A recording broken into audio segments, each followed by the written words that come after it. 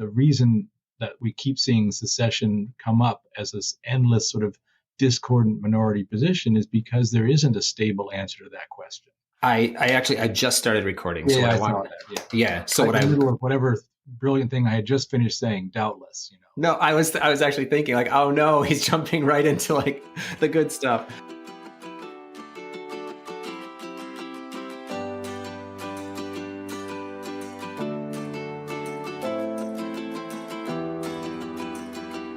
Welcome to Deep Dive with me, Shawn.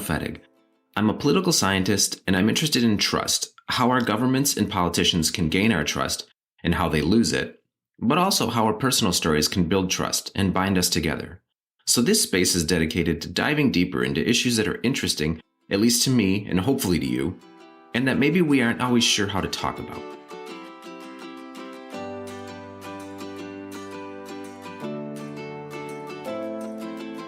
Today, I'm continuing my dive into secession. Last week, I spoke with Dr. Susan Schulten of the University of Denver about the history of secession in the United States.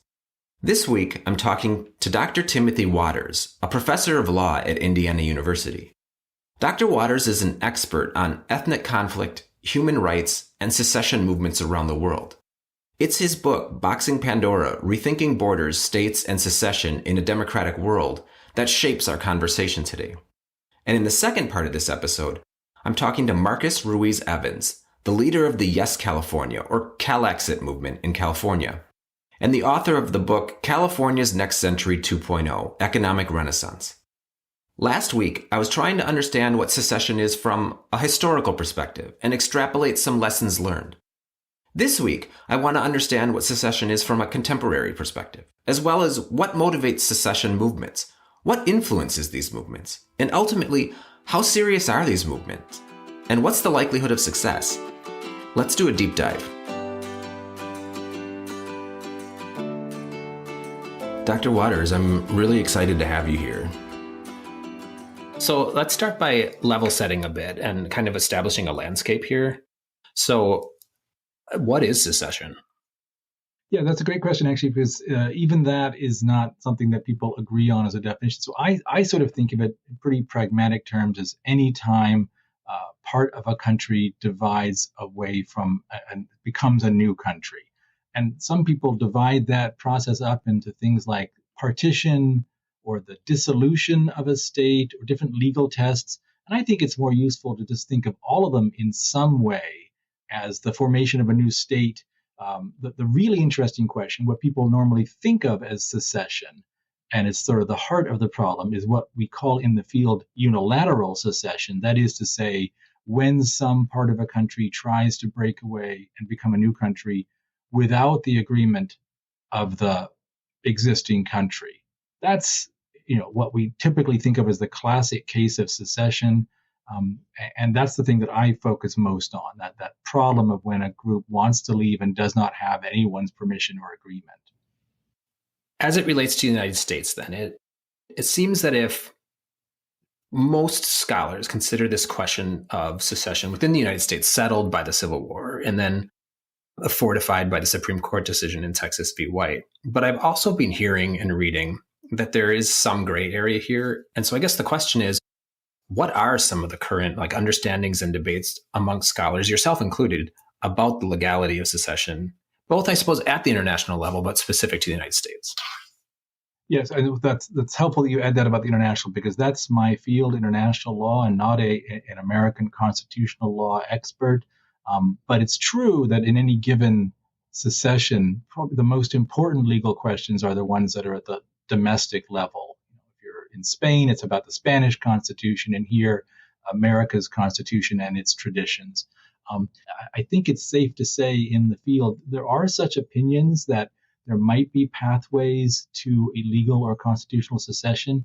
I think it's clear that those are very much minority views, and I think those are pretty accurate. So I'm, in a sense, an advocate for the right of secession, broadly understood, but that doesn't mean I think it already exists. I advocate for it because I don't think it does right now. So I would put myself in that mainstream of scholars, again, not as an expert, who says, I don't really see a meaningful pathway now. So some people talk about things like Congress could just pass a law creating a new state or allowing a state to secede.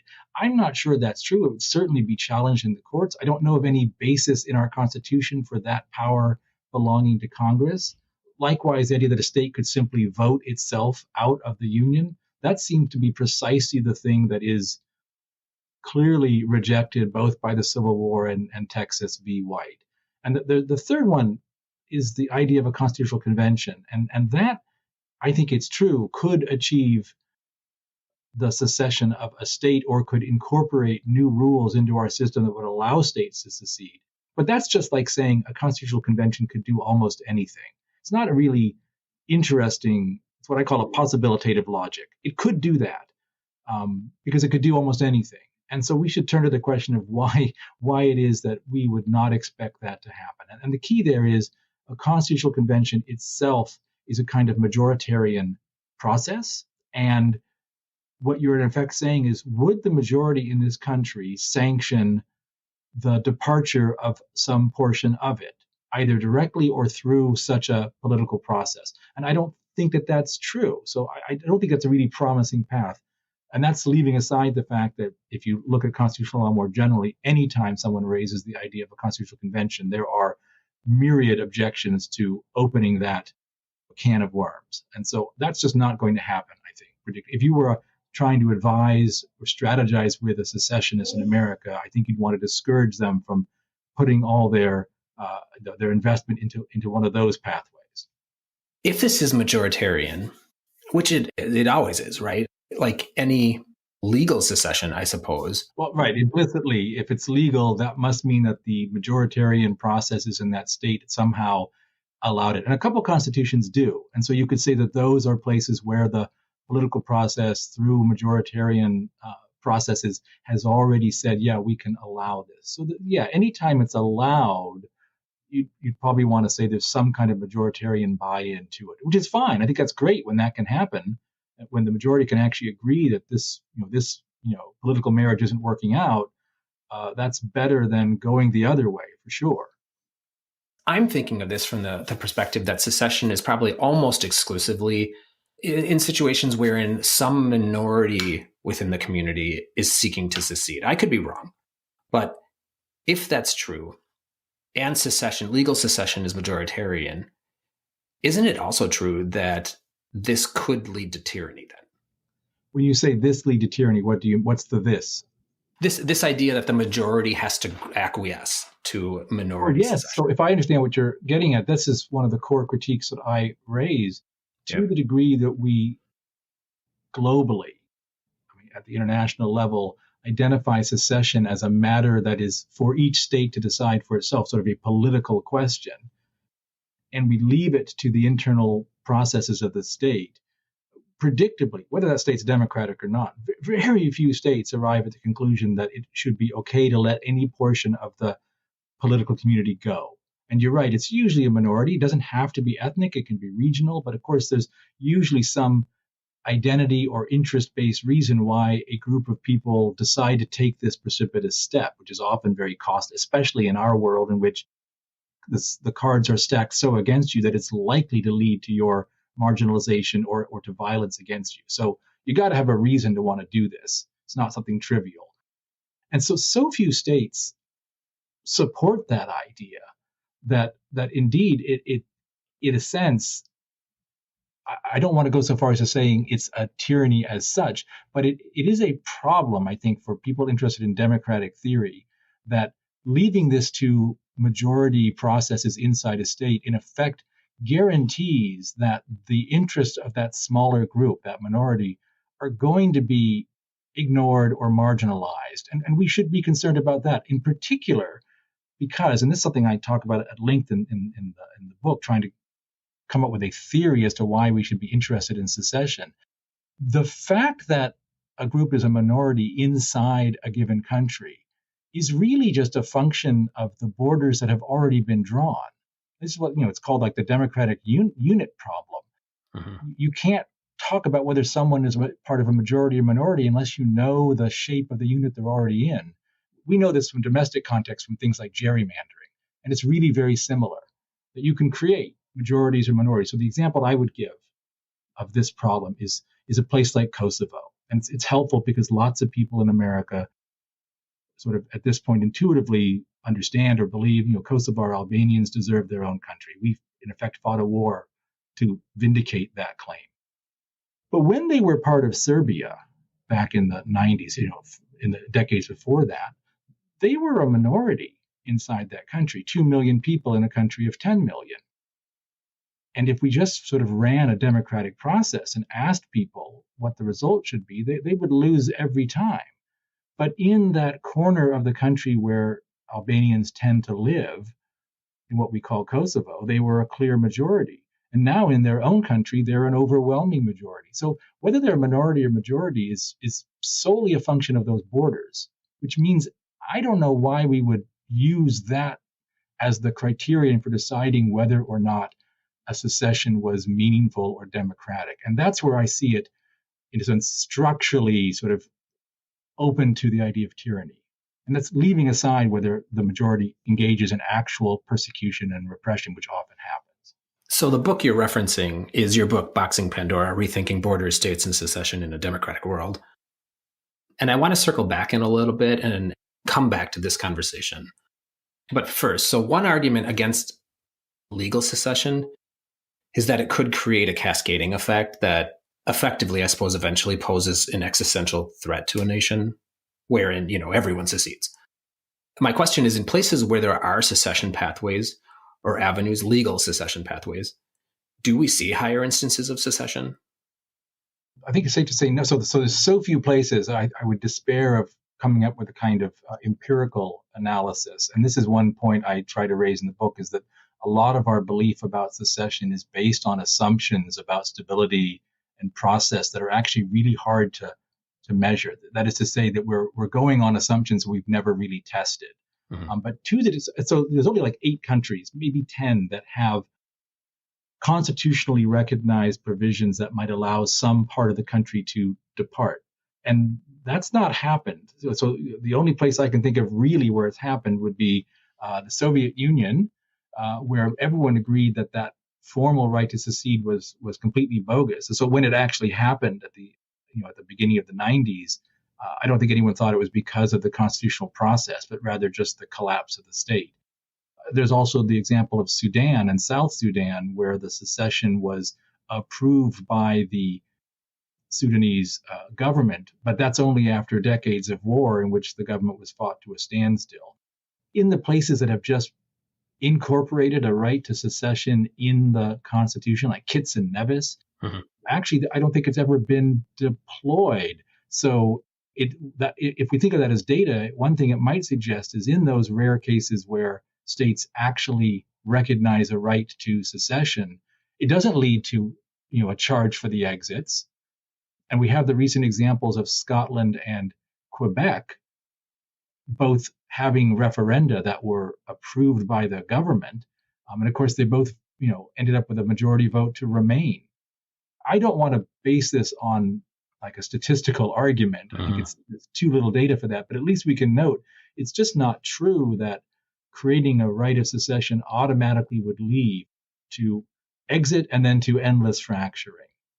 And on that second point, I'd say the thing people forget is there are enormous incentives for small communities to integrate, not just disintegrate. So you get your own country, congratulations. And then, if we think about the events in Ukraine today, the world's a really dangerous place. And you need to trade, you need security, you need all kinds of goods that come from economies of scale. And so we see lots of reasons why communities choose to join larger political units. And that countervailing integrative impulse, I think, may explain why we would not expect an endless cascade into tiny, fractured, and violent communities. I could also imagine that having such a mechanism could actually calibrate the response from both secessionists and anti-secessionists within a community, in that having that very real possibility could temper perhaps their politics. Oh, I think that's absolutely right on the limited cases that we have.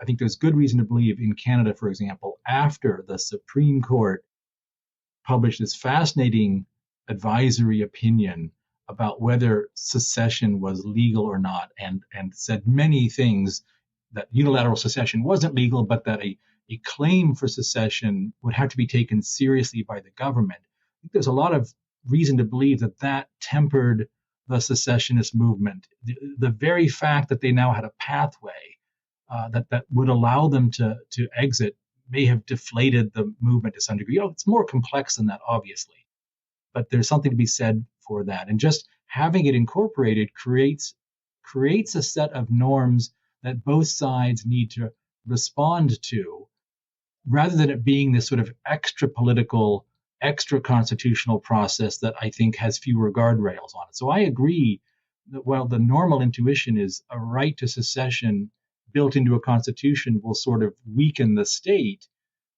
because it allows this exit, well, I think it equally likely produces the very effect you described, that it creates pathways and guardrails that might actually strengthen the state.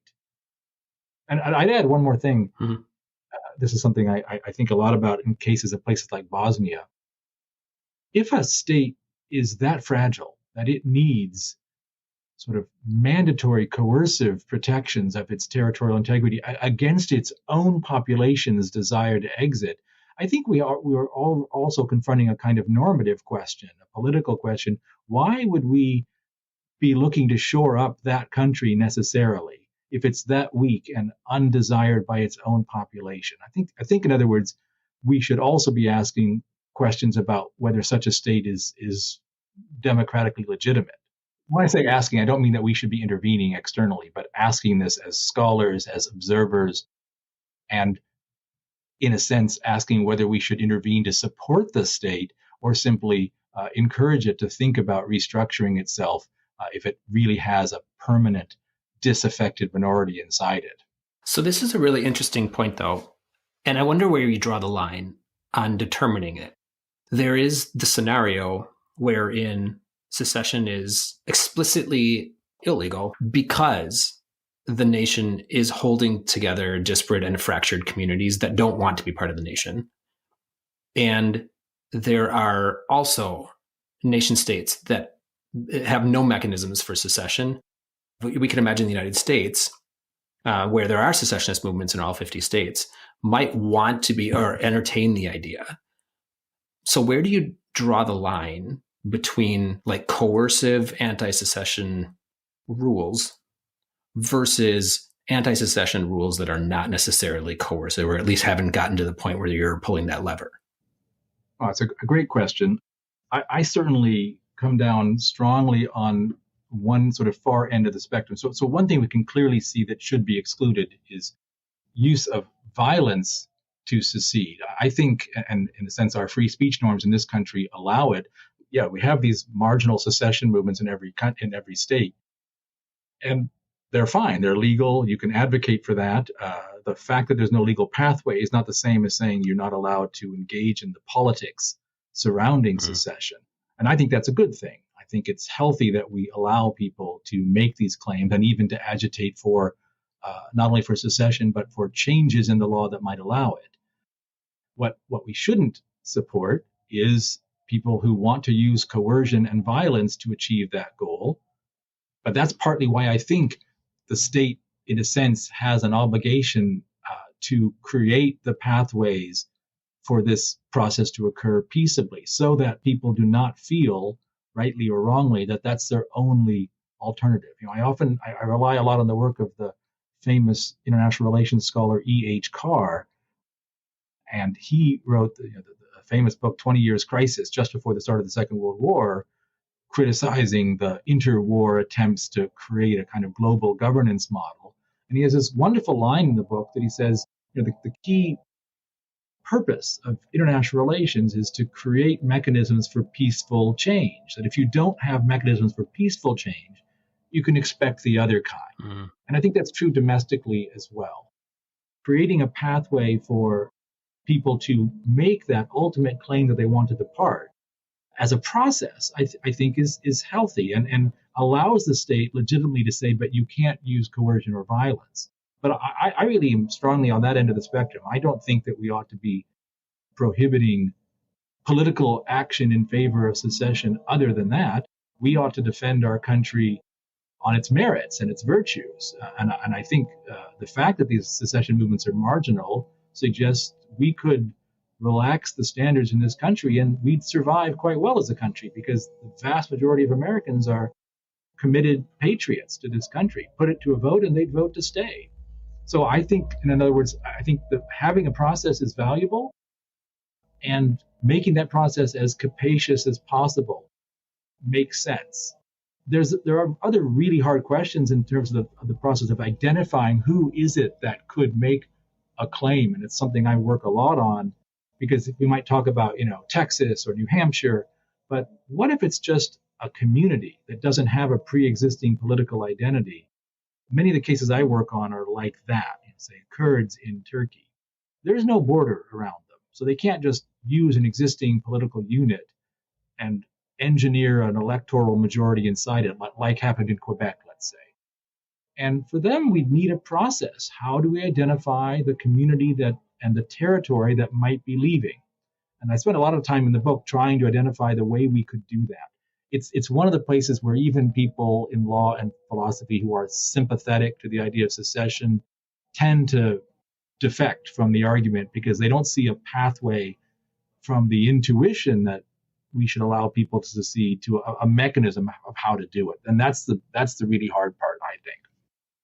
It does seem to me that in the United States, we do seem to be living through a sustained period of time in which the two dominant political parties are sharply diverging and in ways that seem to be creating almost a cultural chasm across communities.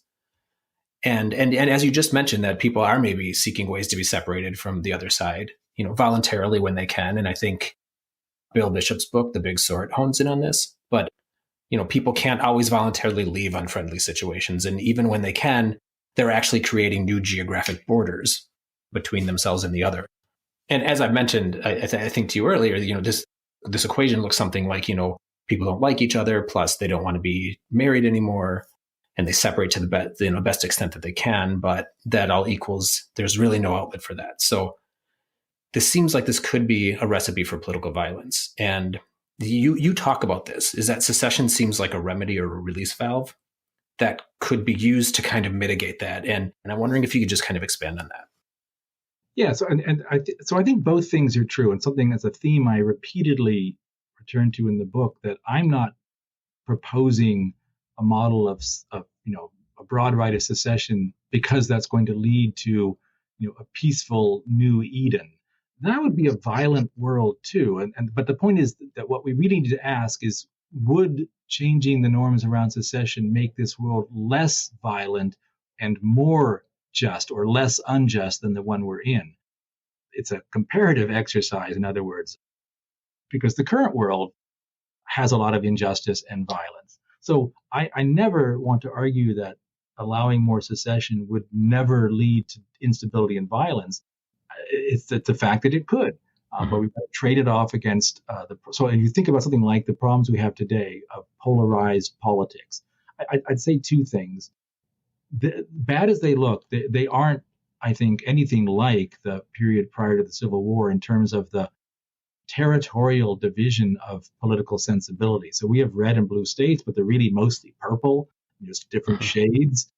And you just can't draw a line between, for all our talk of the coasts and the Midwest, there's just not a clear line in this country between those two polarized political parties. Mm-hmm. And secession doesn't make a lot of sense unless you can draw a meaningful territorial distinction. It doesn't mean it has to be 100% or anything. There are always diverse populations, and that in fact is the real problem with any political union or its division, is how to accommodate the political diversity inside it. That's true for a secession as well. But I don't think that we are in that kind of position where secession would be helpful for our problems. That said, I do think, back to your point, your question, I think it's true that secession doesn't just increase tension and create instability, it also provides an escape valve, a release valve. The fact that one could exit, as we see in Canada, for example, can lower the temperature. So I wrote an op-ed about this right after Trump was elected. People in California were suddenly talking about secession. It was an ephemeral moment, of course, a kind of moral panic. But I wrote about it to say, look, go ahead, let these people vote. I'm from California. I have a real interest in the question. Let Californians decide, do they want to be part of this country or not? I suspect they'll vote to stay, and that actually would strengthen our union if this question were asked of us and we affirmed it, rather than feeling that we're just locked into this increasingly polarized space. But it's true, opening that door could lead to sort of short midterm instability, but keeping it locked, the polarization we're feeling in this country now is not because secession is an option. It's happening autonomously because of our internal union politics. So I don't think that we should be necessarily concerned that if we were to think about secession, that might somehow make it worse. If it's getting worse now, it's because we're inside a union in which we're all trapped, and we aren't finding ways to make that work to our satisfaction. That's one of the big themes I advance in the book. I'm all for the states we have. I'm all for autonomy, federalism, when they work. But we need the tool of secession for those cases in which all the other efforts don't succeed. And what we've got is a state whose very boundaries and demography are exacerbating the problems of the people inside them. I don't think we're there yet, but that's a real problem for many communities around the world. And I think the reverse question is probably equally important, which is, does secession solve the problem? Well, I think it does solve the problem sometimes. When two communities share a political space and the problems that they confront are demographic in nature. So Kosovo and Serbia, again, is a good example. Two communities with very different traditions, identities, languages, sharing a political space in which one is a permanent minority. Then in many respects, exit does solve those problems. It doesn't solve every problem for the future. Kosovo has real problems today, as does Serbia, very distressed economies. But again, it's not about the perfect as an alternative. There are real benefits from allowing communities that are disaffected and marginalized and that constitute a local majority to exit and make their own political future. That doesn't mean all their problems will be solved, for sure. So setting aside the domestic challenges, where does international law play in this sandbox? So that's a great question.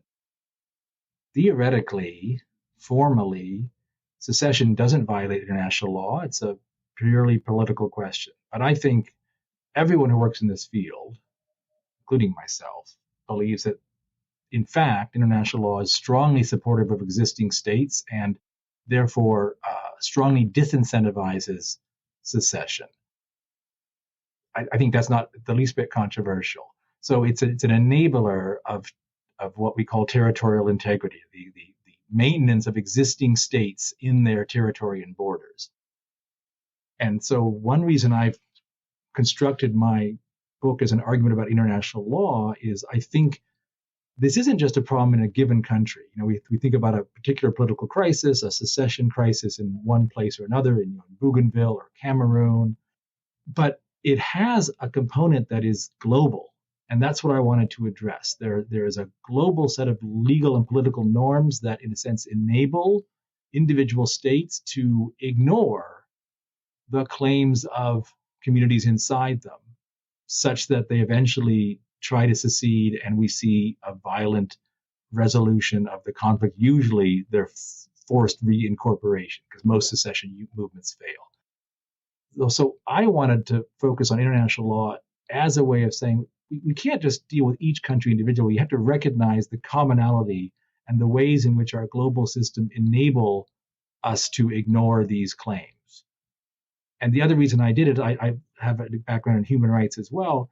Human rights is in many ways, a very marginal discipline. It's not clear how it's enforced, but nobody thinks it's a bad idea to make the claims and to advance them.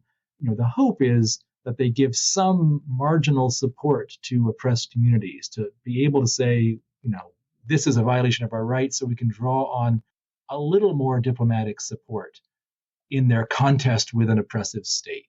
And that's the model I wanted to adopt here as well.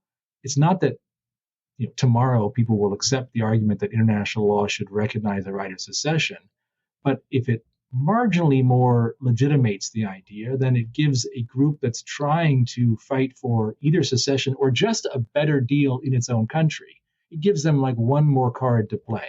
If they can say, look, there's an idea that it's illegitimate to deny me the right to negotiate my secession. That's really all I'm looking at, is that 1% shifting of the balance, which right now is almost totally against groups that would like to exit and in favor of existing states. And that's a really bad, if you study negotiations theory, this is like negotiating in a locked room where one side holds all the resources. The distribution of those resources is going to be really unfavorable to the other person in the room if they can't get out. In the United States, we ostensibly embrace a value of consent of the governed, which, means that the people must consent to be governed in the fashion by which they are and by the people by which they are. And if we leave aside kind of this nuance of the word people and who that is, does it mean a majority, a supermajority, a majority within a specific community, et cetera, and focus instead on just the idea of consent of the governed, how does that fit into what seems to be the consensus that states and regions cannot just unilaterally decide to leave? And there's a potential tension here between these concepts, is where I'm going with this. Consent and forced unchanging borders. Is this value? Yeah. Is this value just an empty, rhetorical flourish?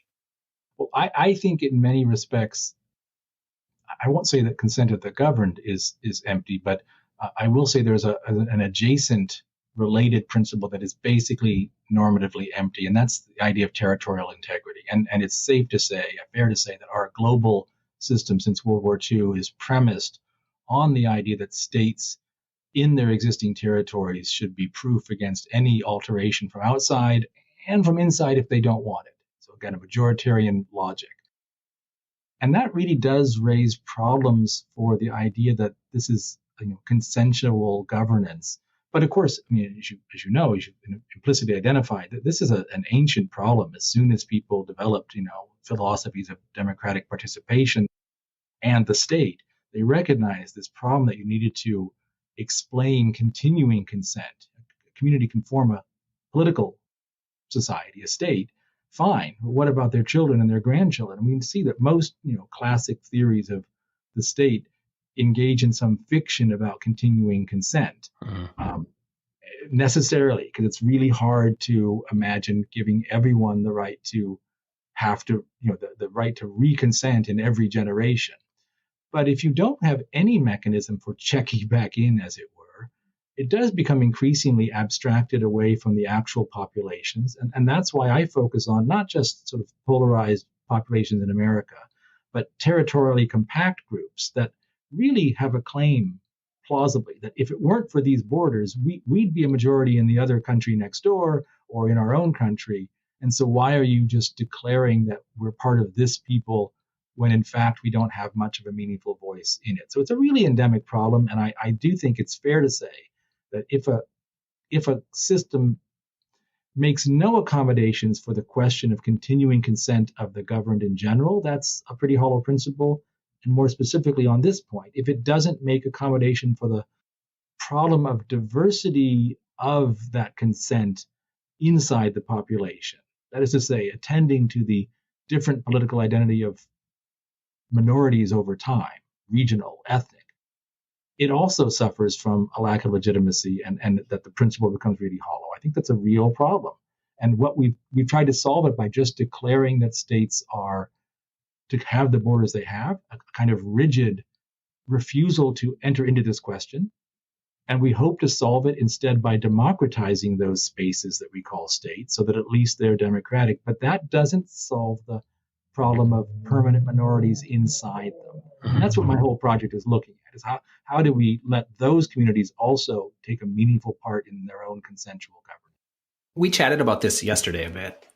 In reading your book, something that jumped off the page to me was that there is a difference between states that are seeking independence, like secession, to establish their own entirely new nation, and then states that seek secession in pursuit of perhaps joining with another established nation.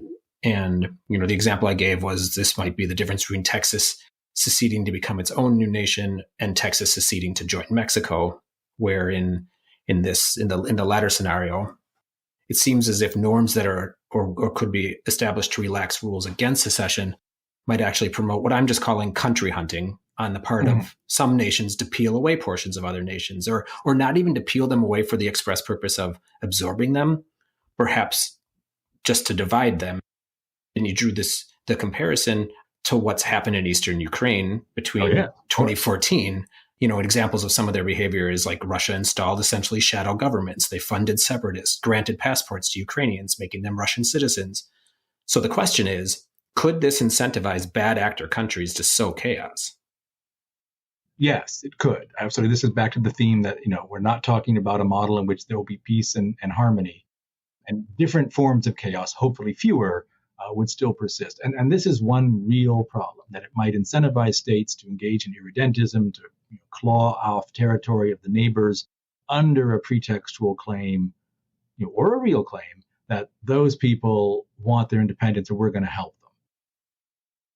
It's true. That's a risk. And in a sense, we're seeing that in Eastern Ukraine right now.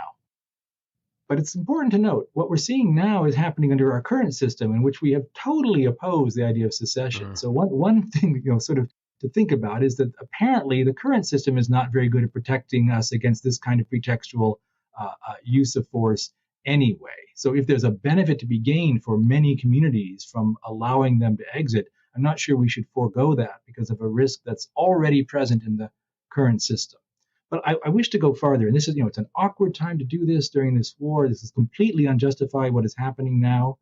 And it's also true, I think, if you look back, and I wrote about this in 14 and 15 on some blogs, when Putin made his prior interventions, also illegitimate and illegal, but in those cases, relying upon the fact that such communities already existed inside Ukraine. So in other words, it's embedded in your question. It's true that giving credit to or credence to communities that wish to exit could strengthen the hand of outside interveners. But implicit in that is that those communities do in fact exist.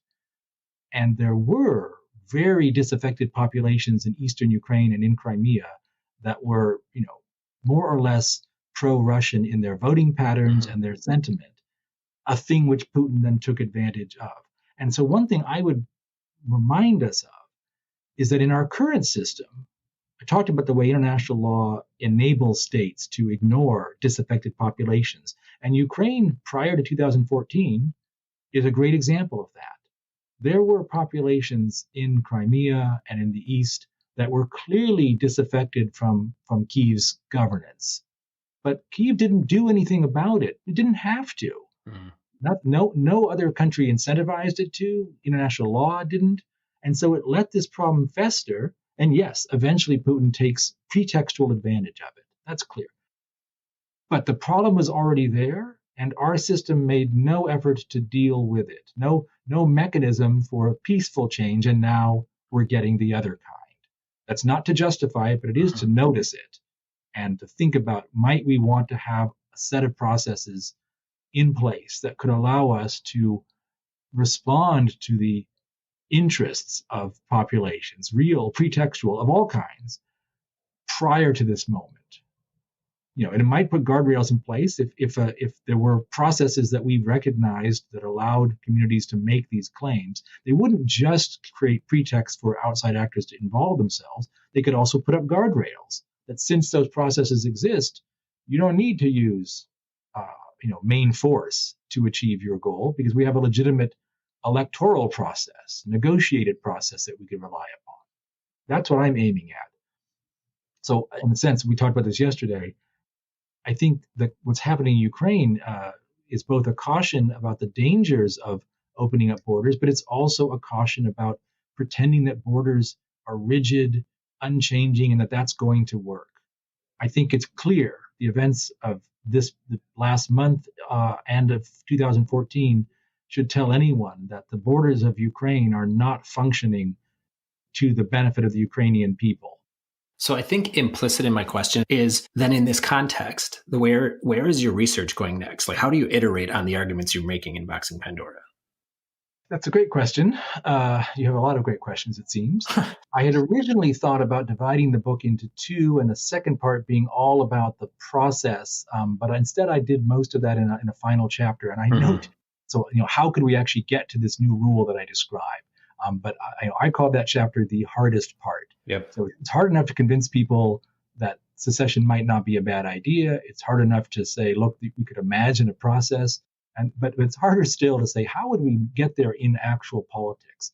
And I had to be sort of dragged kicking and screaming to include the chapter because honestly, I'm mostly a realist in my political and legal thinking.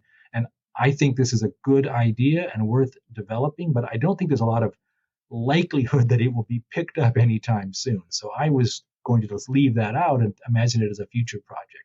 But I did incorporate it. Say, look, these are pathways we could imagine beginning to go down. So when I look at the future, the next stages are likely to be engaging with particular conflicts. Could be Ukraine. I've been doing some work on Catalonia, and partly this will depend on what conflicts, what debates arise. If there were a new Scottish referendum, I find those cases particularly interesting, Scotland and Catalonia, precisely because they aren't about massive violence and persecution the way Kosovo was, let's say.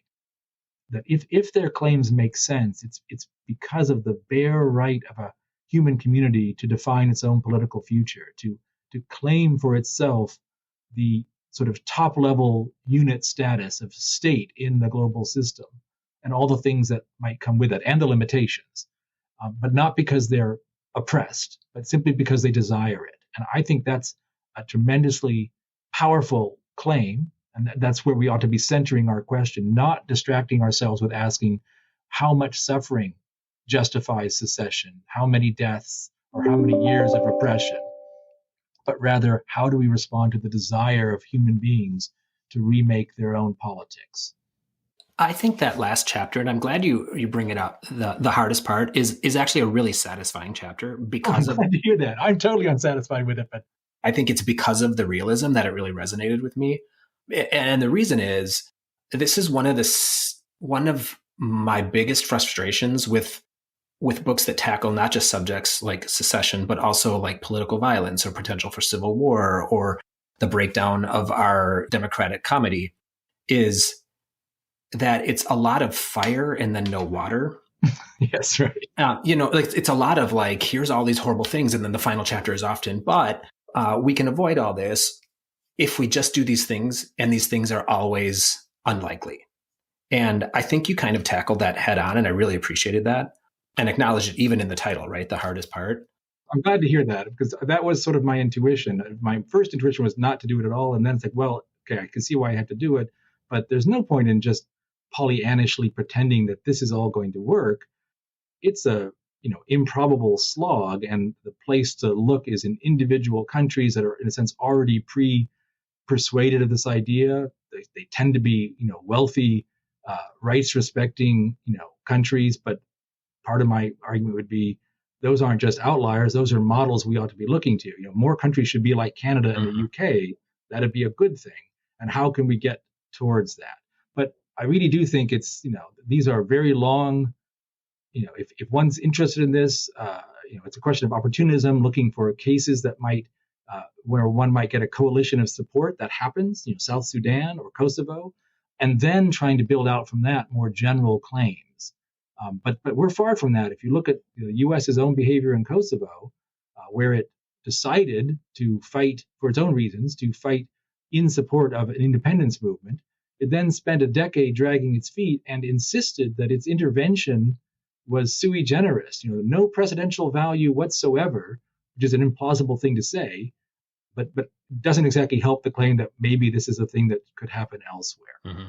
Of course, back to your other question, we see who picked up on the precedent. It's Vladimir Putin, right. And he used it for his own interventions in the Caucasus and in Ukraine. So it's true that these things can be abused, like any doctrine. One final question for you. What have you been reading or watching that's been particularly interesting to you lately? And it does not have to be related to this topic. Yeah, it hasn't been.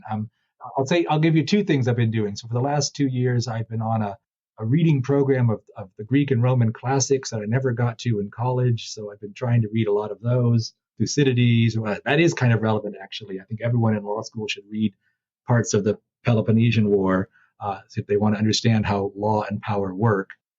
But, reading plays and whatnot from the Greeks and Romans, just to sort of fill in what I thought of as a gap in my education. The other thing I'll say is I recently read Butcher's Crossing by John Williams, if you know this book. Mm-hmm. So I've read all his books by now. John Williams wrote Butcher's Crossing. His other famous books are Augustus, which is like an epistolary novel about the Emperor Augustus, and a wonderful book called Stoner, which is not about what you might think. It's about an academic in the Midwest who's very marginal. I recommend it to everyone working in a university because it's just a penetrating, beautiful, and painful look at a human being and his engagement with the world of the mind. He's a wonderful writer. He won the I want to say the Pulitzer for Augustus, so he was a regarded writer in his time. But wonderful books. Butcher's Crossing, and they're all in different genres. Butcher's Crossing is a Western, but such a Western. It's not just sort of cowboys riding into the sunset, but an unrelenting, brutal, and humane examination of a young man who goes west and encounters the fundamental harshness of nature. He frames the book by this quote from Emerson about a very romantic vision of how nature is going to sort of enlighten and inform the spirit and mind. And the book is sort of a very polite but firm refutation of this idea that in fact nature is harsh and unyielding, and the encounter with it is brutalizing. It's an amazing book, as all of his books are. So that's one I just read recently and strongly encourage everyone to read. Okay, great. Thanks. I'll add that to my list. Think about putting Williams up near the top for one of them, any of those three. Okay. They are all just truly beautiful reads, truly humane and powerful. Dr. Waters, it's been such a pleasure. Thank you so much for spending some time with me today. Oh, my pleasure. Nice talking to you.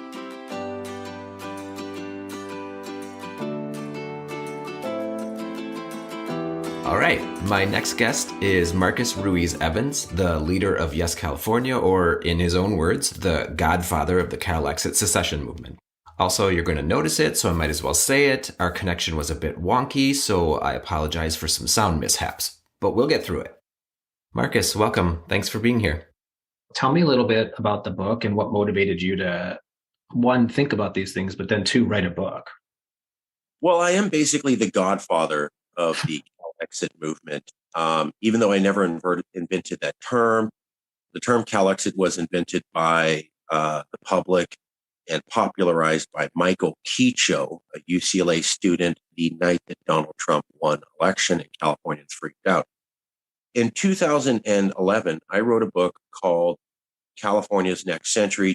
Then I traveled to about 40 cities, up and down California, left and right, San Diego, Bay Area, San Francisco, Los Angeles, Sacramento, talking to different little clubs like Lions Club and stuff. And eventually I met a publisher and I met a few other people and I got my book officially published in 2012. It was California's Next Century 2.0. And then in 2013, the first article ever in California history was written by columnist Tom Elias. He's the gentleman that's covered California politics for about 30 years. He also started covering the recall election against Gray Davis that led to the implementation of Governor Schwarzenegger. So he was very well known, knew a lot of politics. He read my book and he interviewed me. And in 2013, there was an article called How Would California Do on Its Own, which was the first serious article in California history by reporters looking at how would California survive as an independent nation of some form. Around 2014, people read the article, saw the book, and approached me. and I formed various organizations, about 3 to 4 different ones, aimed at promoting this idea in the public mind. Around 2016, Donald Trump became elected democratically, as we now know, President of America. That evening, Californians lost their mind. And the next day after his election, I was in Sacramento in front of the Capitol building with a tent and chairs and T-shirts and merch all set up. And the tent said, "Independence in our time."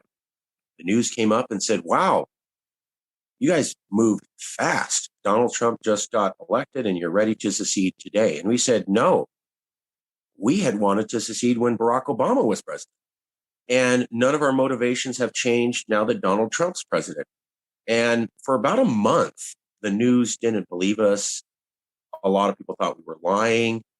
A month later, we started getting reporters coming back, starting to recognize that our statement that we had been around since 2014 was true. They wanted to hear this was an anti-Trump movement. We said, no, we've been doing this since 2014 when Barack Obama was here. And it took about 2 months before the reporters started admitting that although we were vehemently anti-Trump, our movement actually had gone back for years before. Okay, so this brings up an interesting question, though, because I think, and I don't know if this is a ploy or if this is like a truly held belief by folks that are anti-secession, that when there's a Democratic president, conservative states, you see a rise in sentiment for secession. And when there's, a Republican president, particularly someone like Donald Trump, you see, public sentiment rise in liberal states for secession. But, that's just in response to the current president. And what you're saying here is, at least for California, that was not the case. And if so, then I guess tell me what the motivators are. If it isn't a Donald Trump or a less liberal federal government not attached to the president. Well, there is a lot of truth in what you're saying. So when Hillary Clinton looked like she was going to become president, Texas was talking about seceding. When Joe Biden became elected, Texas said they wanted to secede. When Donald Trump became elected president, California said they wanted to secede. When the elections were going up and it looked like Donald Trump was going to win re-election, I think it was MSNBC had an article with Shepard Smith where they talked about, well, maybe California will want to secede again if Donald Trump wins re-election. So that's definitely there. I would say with the Calexit movement, it's about 50%. So just looking at the metrics, we had about 10,000 members and had been on San Francisco TV, Sacramento TV, San Diego TV, LA Times, full page ad twice before Trump was elected. We were campaigning up and down, saying the same thing when Obama was around. Got about 10,000 people and basically had saturated the entire California media network, newspapers and stuff. I remember we were in Sacramento protesting and there was a TV episode about us on San Francisco and San Diego in the same day. But we had maxed out at about 10,000 and we were continuing to grow, but it was slow growth and people were starting to hear the message. So even with Obama, people were starting to hear the message. When Trump came on, we grew from 10,000 to, we onboarded about 40,000 new members in about 2 weeks. And our Facebook page was growing so fast, they literally froze it so it would stop growing because we were on track to have a Facebook page with more members than the California Democratic Party Facebook page. And that would make it difficult for them to call us a fringe movement if we had more public representation than the Democratic Party. So our Facebook page was froze and a couple other things to like limit our growth. At the same time, after Trump won, many people in the movement were saying, well, this is a reaction to Trump. And everybody in the leadership was saying, no, this is a reaction to America. And if you just want to be against Trump, this isn't the place for you. We lost a few people, but not many. I mean, brother, we were very clear. Like, we were saying this since 2014.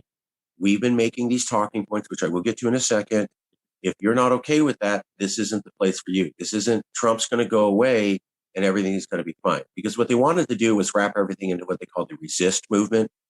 We'll resist Trump and he'll go, and then America will go back to its perfect order. We never thought America was working. So this idea of let's just resist and Trump will be gone and everything will be fine was completely against everything we fought. You can't secede and be serious about secession if one election fixes everything. That's not stable. So there definitely was a big impetus and catalyst for people to join the movement because of Trump. However, our movement always said this wasn't about Trump. And even after we got all the new members, we were adamant that that's not what we're doing. And most people stayed. So when I look at that, yeah, I think Trump made people aware. But I think once people become aware, they were lifelong followers. Now, the reasons that we're putting out with Obama and they continue with Biden are this. Number one, California is a donor state. So we pay more into the system than we get back. Some people were saying that we only lose a penny. That's a lie. Some people were saying we get 91 cents on the dollar. They based that on a New York State study, which should give all sorts of red flags. Why are Californians looking at a financial study out of another state? We like to go with the 75 cents or dollar. We get 75 cents on the dollar. We lose about 25 cents. When you look at that term over the last couple of decades, that's the average. Some years that's 16 billion, some years it's 100 billion. On top of that, California is a world trade-based economy. We have ports. We have most of the ports in America here. We have most of the freight airports here. 1/3 of our population is immigrant. We have the tech hub is here that's linked to the rest of the world. Hollywood's here that's linked to certainly China and India and the rest of the world. And we've always been an international trade port since 1550 when Spain came here. So international trade's who we are. California has been the driver of all America's modern international trade reach for the last century. And the reason is we're dependent on it. We need goods coming through here. We need new international businesses. Our universities are full of foreign students. Our ports are full of foreign goods. 1/3 of our population is full of foreigners who still retain a language and cultural connection to their homeland, which allows for all sorts of money to be made. The problem is we'll go to the federal government and say, can we have permission to sell strawberries to this country? No. We'll look at it for 10 years and get back to you if we think that's okay. And so you had Governor Schwarzenegger went to Asia, signed trade deals with over $100 billion. And then George W. Bush, a Republican, and Barack Obama, a Democrat, sat on those trade deals for 10 years. Recently, under the Biden administration, we lost a lot of our abilities to trade directly with China. That was taken away by Donald Trump and continued to be taken away by Joseph Biden. That's bad for our economy, bad for our universities, bad for international trade, bad for our immigration, bad for our GDP, bad.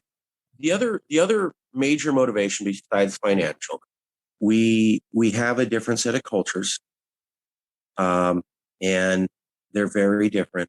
We have the highest rate of our laws being rejected by a higher federal court than any state in the union. Let's switch to talking about some of the technicalities that come with separation then.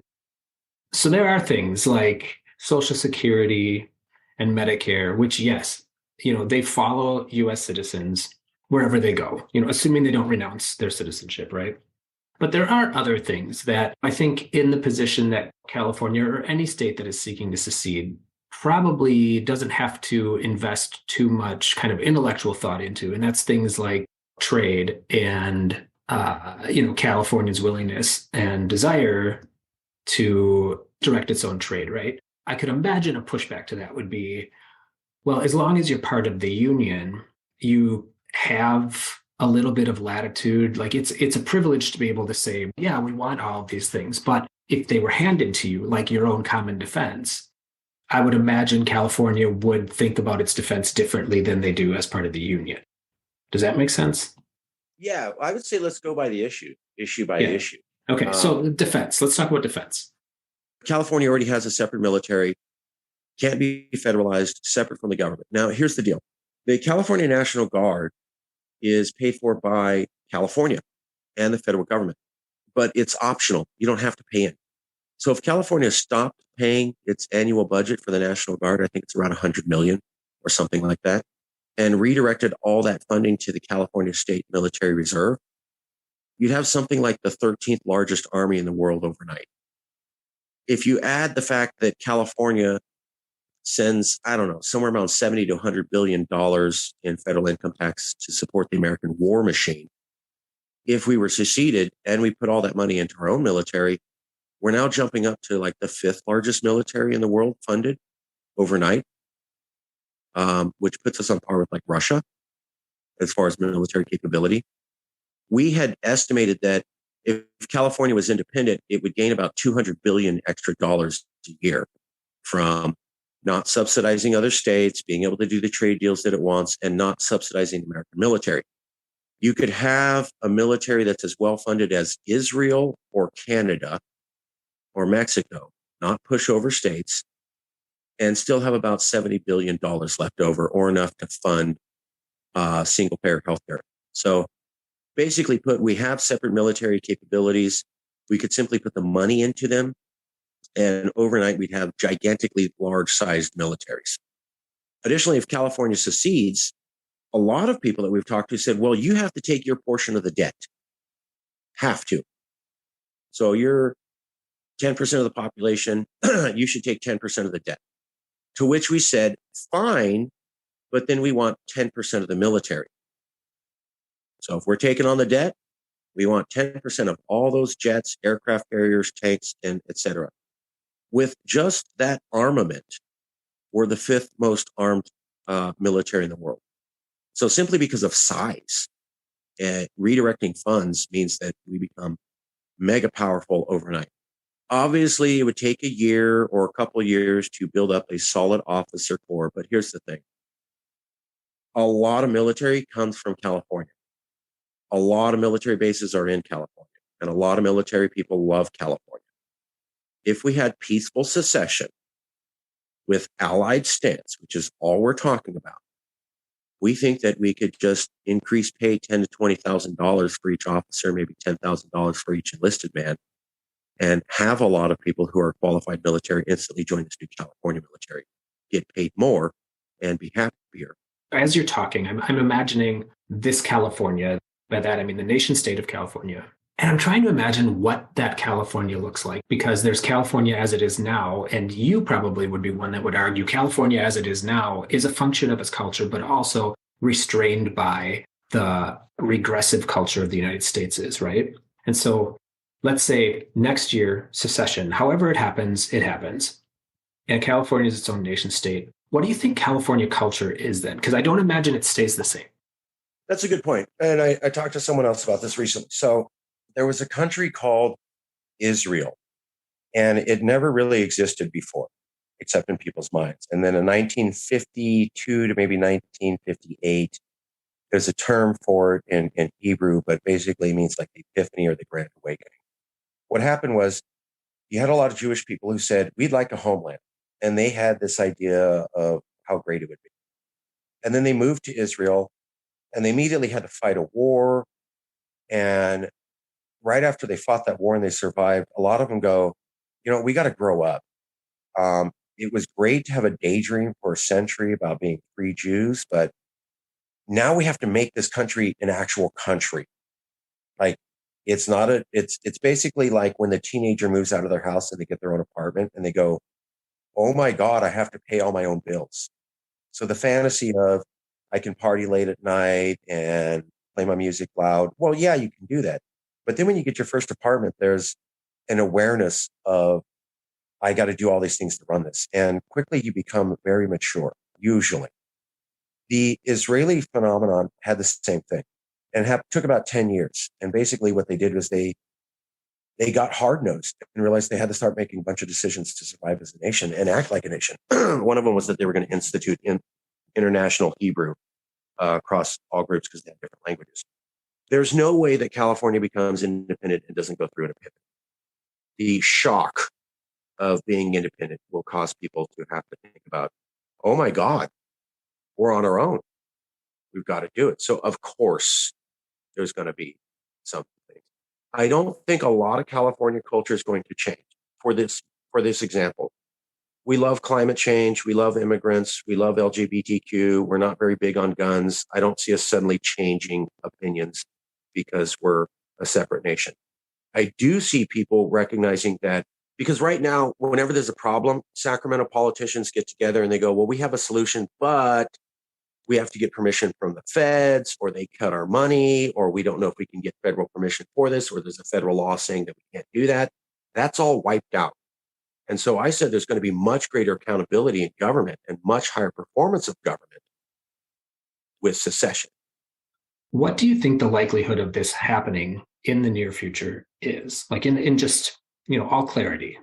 1861, members of Congress talking about secession, states talking about secession legally, conferences among states. 2020 to 2022, Ted Cruz, Marjorie Taylor Greene, New Hampshire, Texas, California, and conferences between New Hampshire, Texas, California. So elected officials, Senate and Congress talking about secession, multiple states legally pursuing secession, conference among states on secession. Those separate three items haven't been seen in about 140 years. Ron Perlman's a famous person, and he talked about maybe we should secede, and he's on the left. Sarah Silverman's also on the left and said maybe we should secede. For the last 2 years before them, only conservatives were talking about secession. Now you have mainstream lefties saying it. Another point of trajectory. When we look at Calexit, when I wrote the book in 2011 and 2012, and we had the article in 2013, we were the only people talking about California's like a nation. And we were laughed at, and that was so silly and how stupid. Then Governor Brown kept saying, well, we're like a nation. And then he told the Chinese government, we're basically like a nation compared to America. Then he went to Ireland and he said, well, if we had Ireland's tax benefits, we could be like a nation. So he made this joke about we're being a nation 5 times as governor after our movement started. Then Governor Newsom comes on and he says California's a nation state. So in 5 years, we've gone from you're laughed at saying a nation state to everybody says nation state and our governors say it all the time. And in 3 years, we've gone from there was no members of Congress talking about secession. There were not multiple states pursuing secession legally. There were not conferences of states pursuing secession to all 3 of those things happening. If you look at that trajectory, the left coming in, the right building a case, people pursuing this through the legal system, that looks like it's only heating up. It's not slowing down. Also, people said that when Joe Biden became president, there was going to be a calming in America. Never happened. They said America's going to come back together. People who volunteered for Trump are going to realize they were wrong. Everybody's going to come underneath Biden. We're all going to be Americans again. Never happened. We're the most divided we've been since 1861. A lot of polls show that. Biden was supposed to fix that. Never happened. So things were divided under Obama. They got really bad under Trump, and they've never been fixed under Biden. So that's about 10 years of super partisan division. And Biden couldn't fix it, and they said he would. The Trump supporters still believe in Trump, and they're still talking about secession. And Biden's approval ratings are now close to Donald Trump's. So that was the big Humpty Dumpty was going to get put back together again, and it never happened. So when we look at that, we go, well, Calexit keeps growing in popularity. There's more talk about secession. There's more people pursuing that idea. The conversation is becoming normalized.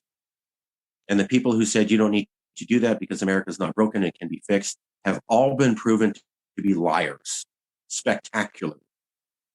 You add that all together, that's why I think it's going to happen. Donald Trump's probably going to become president again. Republicans are probably going to win the midterms. And when that happens, California is going to freak out and probably pursue full-blown independence.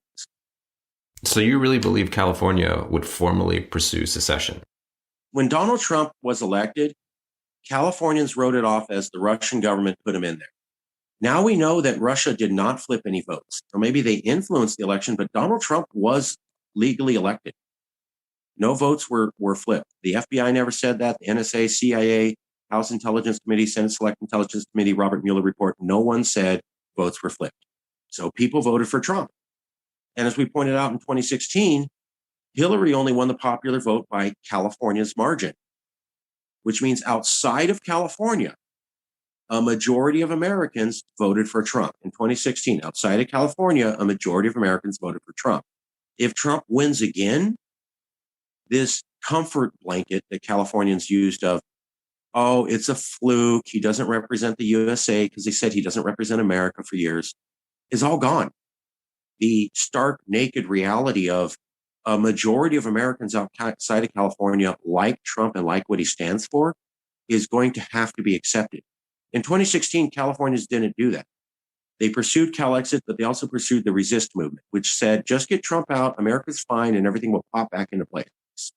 Well, America did not pop back into place. And if Trump gets elected, those comfort blankets that Californians used to suppress the support for Calexit will be gone. They won't be there. There's not going to be a foreign country rigged the election again. This is a fluke again. People didn't know who they were voting for again. It's just going to be, wow, goddamn, I guess America is racist. And when that happens, that epiphany, there's no coming back from that.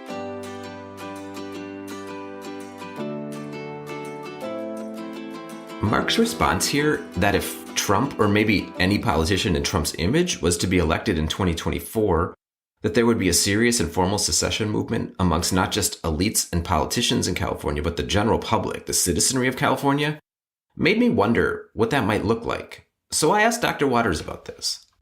What's the likelihood of any successful secession movements in the United States in the near future? I think extremely low. Again, these groups are marginal for a reason. It's not just because we fought a civil war over it, though that's certainly in the background. The fact of, a violent and successful suppression of secession. But as I said, this in the 150, however many years since, we have quite successfully created an integrated political identity for all of our polarization. Most people on both sides of our great political divide perceive themselves to be patriotic Americans. The risk more is that they're afraid the other side isn't. But it's not that either side itself wishes to defect from the idea of America. And that's significant because it means that the support for these exit groups is going to be marginal and small. And that's just not true in every country in the world. There are places where almost everyone would say, I have no interest in breaking up this state, and other countries where large parts of the population would say, I'd be happy to divide it tomorrow. We're in the former category for all our polarization, I believe. So I think there's very little prospect of a serious movement, quite apart from the legal and constitutional obstacles.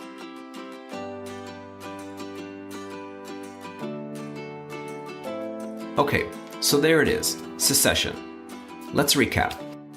We are living through highly partisan, highly polarized, and especially divisive times. But it's not new or unique. As Dr. Schulten reminded me last week, elected officials were literally beating each other in the congressional chambers in the 1800s. And we did experience a civil war, for God's sake. But still, as Marcus Ruiz Evans explained, something is going on, and it's not just grievances related to a president or a party we don't like. There are serious cultural differences between some of us that seem more and more irreconcilable. And so, secession, while it can act as a release valve, a way to bring the temperature down, as Dr. Waters explained, the likelihood of that happening is, well, almost non-existent. So if the idea of secession in the United States in the near future makes you anxious, you can take a breath. For the rest of you, though, if secession seems like it might be a decent option to avoid conflict, to fully realize self-determination in how we are governed, well, maybe you can't relax, but it might be worth questioning what it means to be American and does it mean anything to you anymore. If it doesn't, then Marcus has a petition for you to sign in California. But if it does, then let's start thinking about ways to, put some skin in the game. Challenge ourselves to think creatively about how to confront some of these issues, these conflicts, and contribute at least as much as we commiserate. All right. Next week, I'm starting another two-parter, doing a deep dive into the rise of political violence and extremism in the United States, with Dr. James Hawden, director of the Center for Peace Studies and Violence Prevention, as well as professor at Virginia Tech. And the following week, I'm talking to Jason Van Tatenhove, a former employee of the Oath Keepers and founder of and writer at the Colorado Switchblade. Chat soon, folks.